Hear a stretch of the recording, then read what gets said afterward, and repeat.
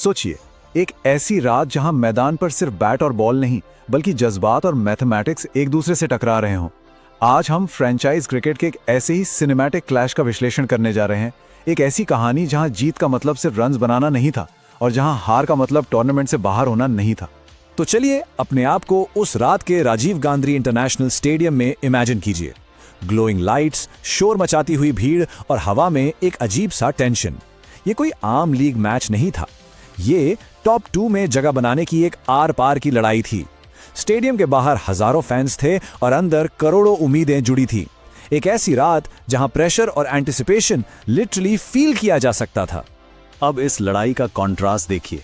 एक तरफ थी table topper royal Challengers Bengaluru, Virat Kohli, Patidar, Kunal और हैजलवुड जैसे नाम, और एक ऐसा मोमेंटम जो बिल्कुल अनस्टॉपेबल लग रहा था। और दूसरी तरफ थी सनराइजर्स हैदराबाद। इनके पास इमेंस फायर पावर तो थी, पर इनका सबसे बड़ा दुश्मन था इनका अपना खराब नेट रन रेट। यानी उन्हें आगे बढ़ने के लिए सिर्फ एक जीत नहीं बल्कि एक मैसिव रिकॉर्ड ब्रेकिंग जीत चाहिए थी। और इस हाई स्टेक्स ड्रामा की शुरुआत होती है इस डिसाइसिव मोमेंट से। कैप्टन पैट कमिंस टॉस जीतते हैं, हल्के से मुस्कुराते हैं और पूरे आत्मविश्वास के साथ कहते हैं, वील बैट फर्स्ट। बस इतना सुनना था और पूरे स्टेडियम में एक बिजली सी दौड़ गई। ये कोई आम फैसला नहीं था, ये सामने वाली टीम को चैलेंज करने का एक क्लियर सिग्नल था कि आज यहां कुछ ऐतिहासिक होने वाला है। मैदान पर मैच शुरू होता है और अभिषेक शर्मा और ट्रेविस हेड आते ही सीधा डिस्ट्रक्शन मोड ऑन कर देते हैं। आरसीबी के बॉलर्स को समझ ही नहीं आ रहा था कि अपनी लाइन और लेंथ कहां रखें। बाउंड्रीज की जैसे बारिश शुरू हो गई थी। हालांकि ट्रेविस हेड के आउट होने पर आरसीबी को एक छोटी सी सांस आई। लगा कि हां, अब शायद मोमेंटम शिफ्ट होगा, पर असल तूफान तो अभी आना बाकी था। ये राहत ज्यादा देर नहीं टिकी, क्योंकि क्रीज पर आए ईशान किशन ने तो एक अलग ही मास्टरपीस लिख दिया। उन्होंने सिर्फ 46 बॉल्स में 79 रन्स ठोक दिए, जिसमें 8 चौके और 3 छक्के शामिल थे। और देखिए, ये कोई अननेसेसरी अग्रेशन नहीं था, ये प्योर कैलकुलेटेड डिस्ट्रक्शन था। एक ऐसी फ्लॉलेस इनिंग्स जिसने मोमेंटम को इतनी तेजी से बिल्ड किया कि आरसीबी के बॉलर्स का दर्द और दुगना हो गया। और अगर किसी को लग रहा था कि आखिरी ओवर्स में पेस कम होगा, तो वहां एंट्री होती है हाइंड्रिक क्लासन और नीतीश कुमार रेड्डी की। इन दोनों ने जो लेट ओवर कार्नेज किया ना, वो बिल्कुल ब्रूटल था। क्लासन ने हर तरह की डिलीवरी को टारगेट किया और रेड्डी ने जो मैसिव सिक्सेस लगाए, उसने आरसीबी डगआउट की बॉडी लैंग्वेज ही बदल कर रख दी। मैदान के हर कोने में उस वक्त सिर्फ बॉल ही बॉल नजर आ रही थी। 20 ओवर्स खत्म हुए और स्कोर बोर्ड पर एक असाधारण नंबर चमका, 255/4। 255। पूरा स्टेडियम अपनी जगह पर खड़ा था। ये सिर्फ एक बड़ा स्कोर नहीं था, ये सामने वाली टीम पर एक सीधा साइकोलॉजिकल अटैक था। और इस मैसिव टोटल ने एसआरएच फैंस के दिलों में ये उम्मीद परमानेंटली सेट कर दी थी कि अब टॉप 2 का स्पॉट बस उन्हीं का है। लेकिन क्रिकेट में कहानियां इतनी सीधी कहां होती हैं। टारगेट 256 का जरूर था, जो वर्चुअली इम्पॉसिबल लगता है, पर चेस शुरू होते ही विराट कोहली और वेंकटेश अय्यर ने जो एग्रेसिव इंटेंट दिखाया, उसने सबको हैरान कर दिया। अय्यर ने आते ही बिल्कुल फियरलेस बैटिंग की और सिर्फ 19 गेंदों में 44 रन्स जड़ दिए। आरसीबी ने इन क्विक रन से एक जबरदस्त फाइट बैक शुरू किया और उस नामुमकिन से चेस की आग में एक नई जान फूंक दी।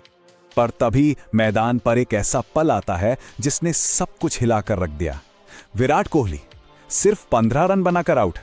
उससे एक फ्रैक्शन ऑफ अ सेकंड के लिए पूरे स्टेडियम में ऐसी स्टन कर देने वाली खामोशी छा गई थी जैसे वक्त थम गया हो। और ठीक अगले ही पल पूरा हैदराबाद क्राउड खुशी से एक्सप्लोड कर गया। यह सेंसरी शिफ्ट एकदम अनरियल था। आरसीबी फैंस चुप और एसआरएच प्लेयर्स का जोश 7वें आसमान पर। इस मैसिव दबाव के बीच आरसीबी की तरफ से रजत पाटीदार ने एक शानदार और रेजिलिएंट 50 लगाई। कैप्टन कृणाल पांड्या ने उन्हें एक स्टेडी सपोर्ट दिया और टिम डेविड ने लेट शॉट्स खेलकर मोमेंटम बनाए रखने की पूरी कोशिश की। आरसीबी का मिडिल ऑर्डर सच में बहादुरी से लड़ रहा था, पर उनका आखिरी दुश्मन अब 255 का स्कोर नहीं था, बल्कि वो लगातार तेजी से बढ़ता हुआ रिक्वायर्ड रन रेट था, जो मैच को उनकी रीच से दूर ले जा रहा था। और आखिरकार 20 ओवर्स पूरे हुए। आरसीबी की इनिंग्स 200 पर आकर रुकी। इसका सीधा सा मतलब था कि एसआरएच ने इस मैच को 55 रन्स के एक मैसिव मार्जिन से जीत लिया। मैदान पर आतिशबाजी शुरू हो गई। नॉइस और प्योर इमोशंस का एक सैलाब आ गया। एसआरएच के प्लेयर्स और फैंस खुशी से झूम रहे थे। एक ऐसी डोमिनेटिंग जीत जिसका उन्हें इंतजार था, वो उन्हें मिल चुकी थी। लेकिन रुकिए, यहां क्लाइमैक्स अभी बाकी है। यहां आती है खेल के सबसे इनविजिबल और खतरनाक मैथमेटिकल टाई ब्रेकर की बात, जिसे हम नेट रन रेट या NRR कहते हैं। ये एक ऐसी फोर्स है जो पल भर में एक मैच विनर को टूर्नामेंट लूजर बना सकती है। मैदान पर SRH ने अपना बेस्ट दिया, एक मैसिव जीत भी दर्ज की, पर उनका असली आमना सामना अब मैथमेटिक्स की उन कड़ी संख्याओं से था जो इस कहानी का अल्टीमेट रिजल्ट तय करने वाली थी। और यही इस रात का सबसे बड़ा और सबसे अजीब पैराडॉक्स है। एक तरफ देखिए SRH को, मैच 55 रन से जीता, पर उनका NRR गुजरात और RCB से कम रह गया, जिसके चलते वो टॉप 2 में नहीं पहुंच पाए।